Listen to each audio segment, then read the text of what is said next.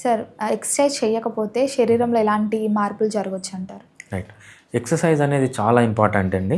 మనము ఈ బుక్లో ఎక్సర్సైజ్ గురించి 3rd చాప్టర్లో ఇచ్చాం. First diet, second sleep, third exercise, తర్వాతనే మిగిలినవన్నీ.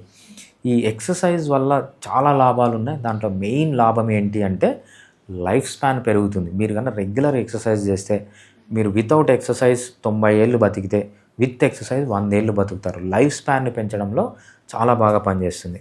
ఎస్పెషల్లీ యూత్ ఎప్పుడైతే డిప్రెషన్స్ కానీ, హార్ట్ బ్రేక్స్ కానీ, బ్రేకప్స్ కానీ ఉంటాయో, వీళ్ళు ఫస్ట్ చేయాల్సింది ఏంటంటే హెవీ ఎక్సర్సైజ్ చేయాలి.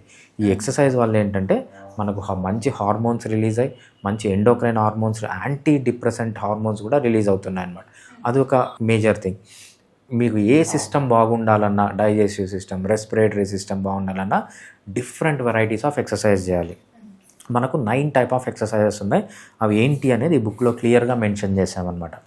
ఫస్ట్ అంటే అడాప్టేషన్ అంటాం, స్కిల్ అంటాము, మిడ్ డ్యూరేషన్ ఎండ్యూరెన్స్ అంటాము, లాంగ్ డ్యూరేషన్ ఎండ్యూరెన్స్ అంటాము, షార్ట్ డ్యూరేషన్ ఎండ్యూరెన్స్ అంటాము, స్ట్రెంథనింగ్ ఎక్సర్సైజెస్ అంటాము, పవర్ ఎక్సర్సైజెస్ అంటాము, స్పీడ్ ఎక్సర్సైజెస్ అంటాము, హైపర్ట్రోఫీ ఎక్సర్సైజెస్ అంటాము, లోకల్ ఎండ్యూరెన్స్ అని ఇలా 9 వెరైటీస్ ఆఫ్ ఎక్సర్సైజెస్ని ఈ బుక్లో క్లియర్గా మెన్షన్ చేస్తాం.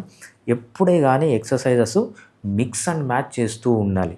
ఎప్పుడు ఒకటే టైప్ ఆఫ్ ఎక్సర్సైజ్ చేయకుండా ఇన్ని వెరైటీస్ ఆఫ్ ఎక్సర్సైజెస్ చేస్తే అది మన న్యాచురల్ లైఫ్ స్టైల్ని, అంటే మనం అడవుల్లో ఉండేటప్పుడు ఎన్ని రకాల ఎక్సర్సైజెస్ చేసామో అవన్నీ మనం ఈ బుక్లో కవర్ చేసాం అన్నమాట. ప్రతి ఒక్కరూ వెరైటీస్ ఆఫ్ ఎక్సర్సైజ్ చేయడం వల్ల చాలా హెల్తీగా అన్ని సిస్టమ్, ఎస్పెషల్లీ ఇమ్యూన్ సిస్టమ్ కానీ, లైఫ్ స్పాన్ పెరగడం కానీ, డిప్రెషన్స్ నుంచి బయటికి పడడం కానీ ఎక్సర్సైజ్ ద్వారా జరుగుతుంది.